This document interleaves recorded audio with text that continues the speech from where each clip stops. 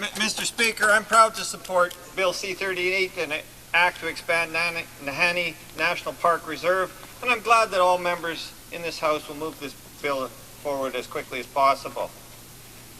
This act to the Dehcho First Nations represents their gift to Canada.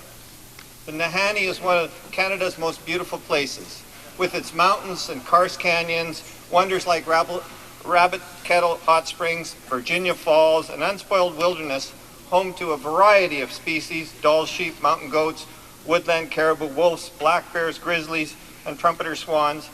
The Nahanni is truly a wilderness paradise. As the Premier of the Northwest Territories said, it is a region that holds great cultural and traditional value to the people of the Northwest Territories and represents our spirit, beauty, and potential to travelers from around the world. The size and nature of this expansion highlights our shared commitment as Northerners to protect and sustain the value and wonder of our region for the future. For years, the First Nations of the area, the Dehcho First Nations, have been unwavering in their commitment to expanding the park. This commitment has been shown through numerous leadership resolutions through their General Assemblies held every year. In 2003, the Dehcho First Nations and Parks Canada signed a Memorandum of Understanding agreeing to work together to expand the National Park Reserve. As a result, the Nahanni Expansion Working Group was formed with Dehcho First Nations and Parks Canada members.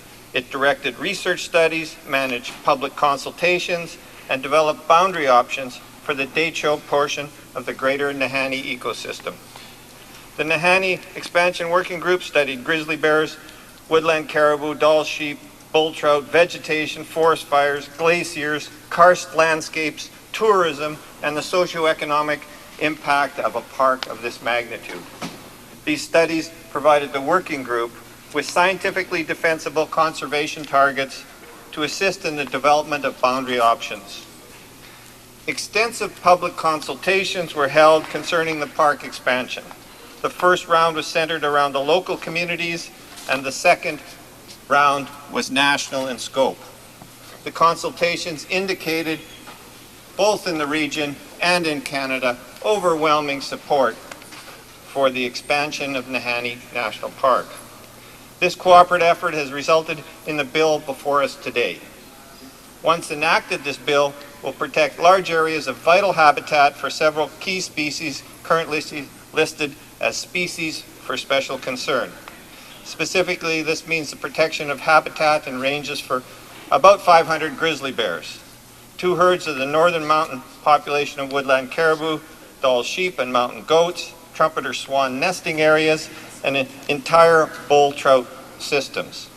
Mr. Speaker, having lived next to Canada's largest national park, Wood Buffalo Park, for many years, in fact my lifetime, I recognize the importance of protecting complete ecosystems if we want to preserve for the future the kind of beauty, the kind of diversity that we have in Canada's wilderness areas. As part of this development of the expansion, I'm told Parks Canada worked with Indian Affairs, Natural Resources Canada, the Government of Northwest Territories, to undertake a mineral and energy resource assessment for the study area. This study ensured that the economic and strategic significance of mineral and energy resource potential was taken into consideration when the park was established.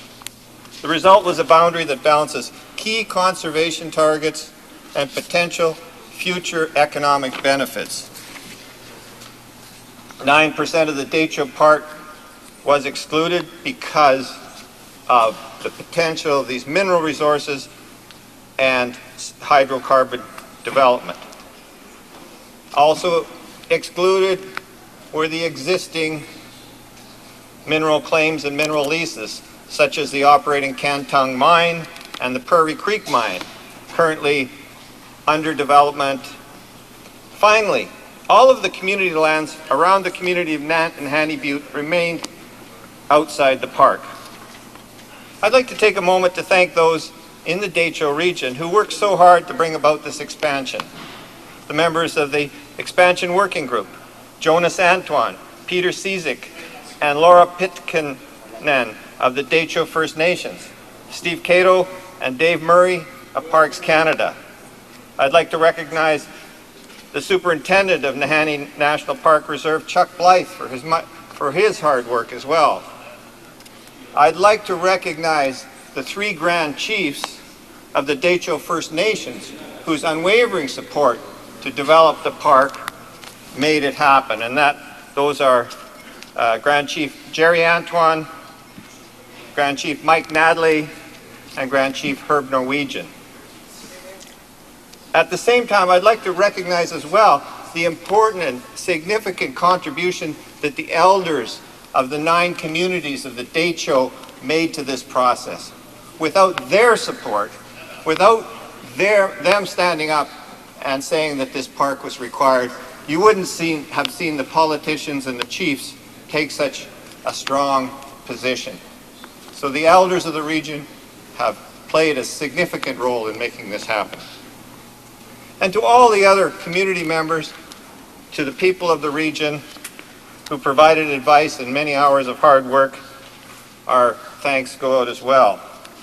3 summers ago, my wife Joan and I accompanied the leader of our party, the member for Toronto Danforth, and the member for Trinity Spadina on a canoe trip down the Nahanni River.